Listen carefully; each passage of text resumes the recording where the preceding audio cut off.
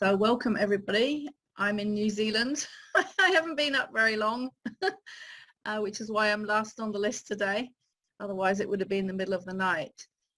So what I want to talk about today is just my understanding perspective of humans and viruses, which will be very different probably from a purely scientific approach.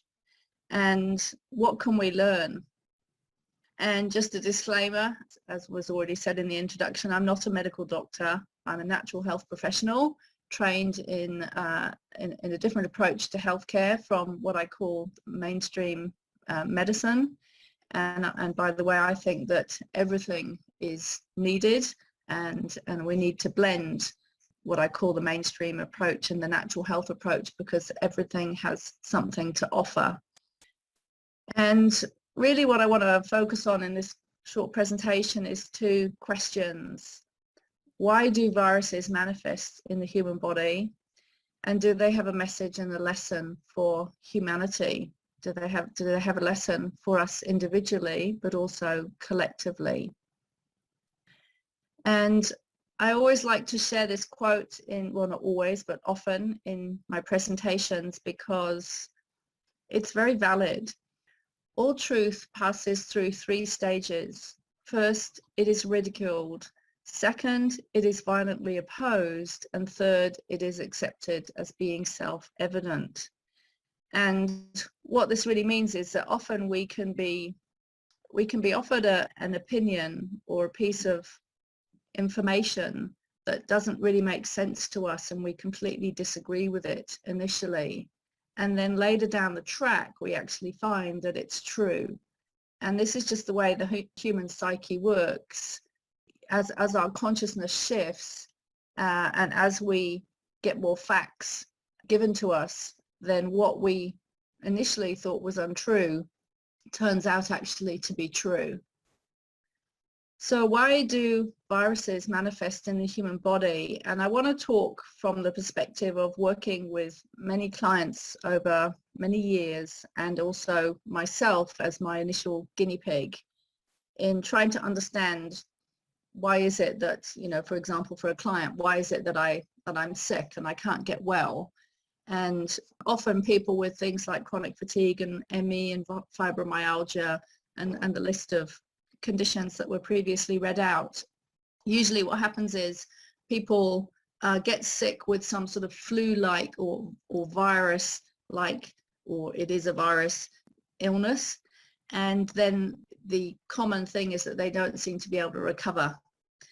For example, what happened to me was I came down with a very, very severe virus. I went to the doctor. He said, well, there's nothing we can do. It's a virus. I can't really give you anything. You just have to, you know, take your time and rest, and then you'll get better.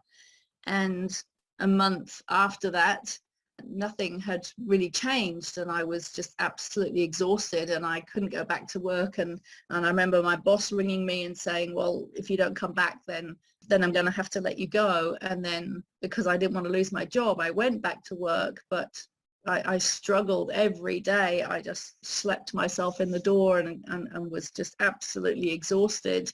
And finally, after about 9 months of doing that, I just walked in the door one day and quit without premeditating that. It was just like, I can't continue to do this. And what I want to show in this presentation is that the virus is actually not the cause of the symptoms, and how this plays out in the bigger picture of what is going on today. So I've got a little chart here which I've tried to reveal bit by bit, but it was a little tricky. But this gold line here is a timeline of time. And if you see here where there's a cross, this is where the virus actually sets in, and the person gets the symptoms, the fever, the sore throat, whatever the symptoms are when, you know, we're laid up in bed. I remember for me, I had an excruciating sore throat and a high fever. Those were some of the symptoms that I had at that point of the virus sort of taking me down, so to speak. And as you're going to see, and it will make more sense in a minute when more of this chart is revealed, this is a time when what we call an opportunistic virus or infection takes hold, after which symptoms worsen dramatically And this actually turns out to be what we call the last straw effect of the virus. And people erroneously believe that this is the cause of the symptoms because it's after this point that people have most of their symptoms, that, you know, the fatigue, the exhaustion, they can't get better. And bear in mind long haul COVID here as I'm talking about this. And then for some people, you know, the immune system will stay low and they just don't seem to ever get better. But for others, they never get sick and they get better, but they're actually sort of stuck in a stress response at that point as well. I won't go into that now, but I just want to show you what happens leading up to this virus taking hold, which is often what is missed. It's usually what is missed, and this is what takes most people a long time to understand, and they don't usually understand it until somebody who understands it explains it to them. So at a previous point in time, before the virus takes hold, the immune system starts to overwork as a result of ongoing pressure and stress. And in particular, the hypothalamus goes into overdrive, the body going into stress. And even before that, actually, the real start of the problem is way back here on the timeline. This is where everything starts, the stressful life events, unresolved emotional traumas, which occur months and years, more likely years than months, before the virus and the final crash, which is over here. So what I found in every single client that I've worked with, I'm still waiting for an exception, but I haven't come across one yet, is that when people come to me, by the time they come to me, that they're sick, they've been sick for a long time, they usually say, yes, I had a virus and then I couldn't get well. I've been exhausted ever since. My life has been different ever since. I've just, you know, I can't do this and I can't do that. But when we track back in their life, and usually this will go back into childhood, and I found that actually everything starts in the first 7 years of life. If we track back, we find that there were stressful things that happened in childhood, emotional traumas, physical traumas of various kinds, which then were not resolved, were not healed, which led them to create certain unconscious beliefs, which then drove them to create various behaviors and lifestyle habits where they're pushing themselves too hard and exhausting themselves. Now, the body is not designed to be driven and to be exhausted indefinitely. We have incredible resilience, but our body can only be resilient for so long, and then it will just crash. And one of the interesting things about the virus is that it's actually our friend. It's actually taking us out, so to speak, taking the body down so that it has to rest because it can't continue to be driven as we've been driving it. Literally like a car that we're driving up the road or driving down the motorway.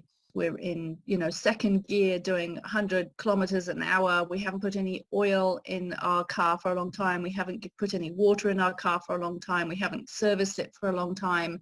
And it's just exhausted and it's going to break down. So the body is incredibly intelligent. It's always doing whatever it can to keep us healthy and to keep us alive.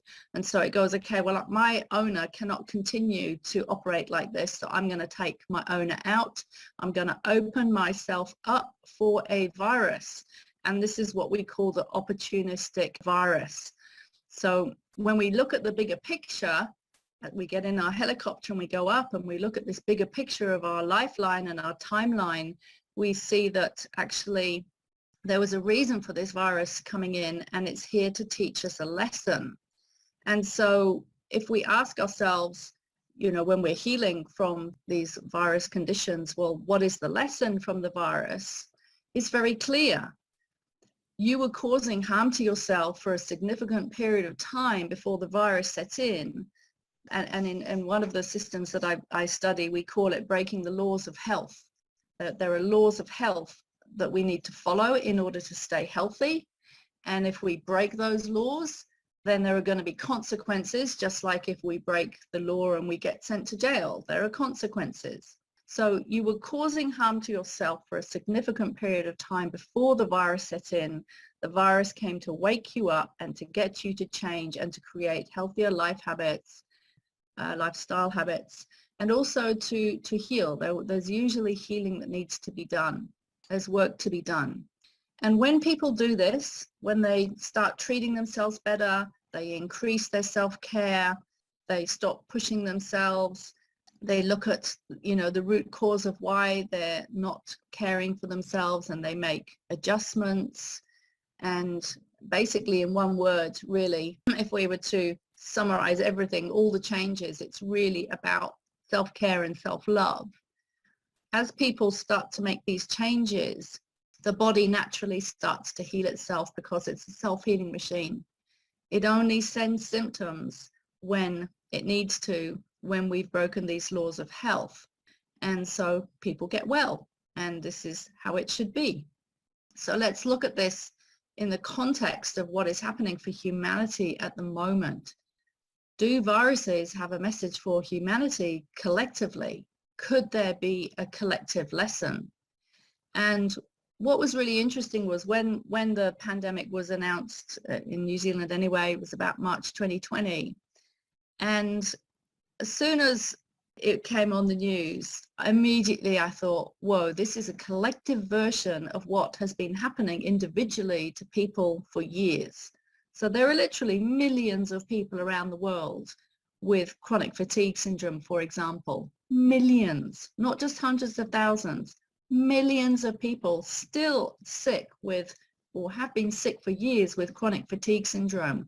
And every year they have a day called Millions Missing, where people with chronic fatigue put a pair of shoes for all the people whose lives are missing because of these chronic fatigue and pain conditions, and they call it Millions Missing Day.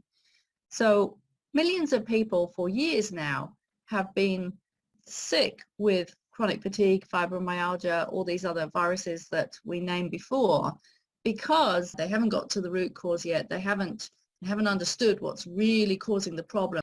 So what I saw when the pandemic was announced was, wow, this is a collective version of what's been happening for people individually.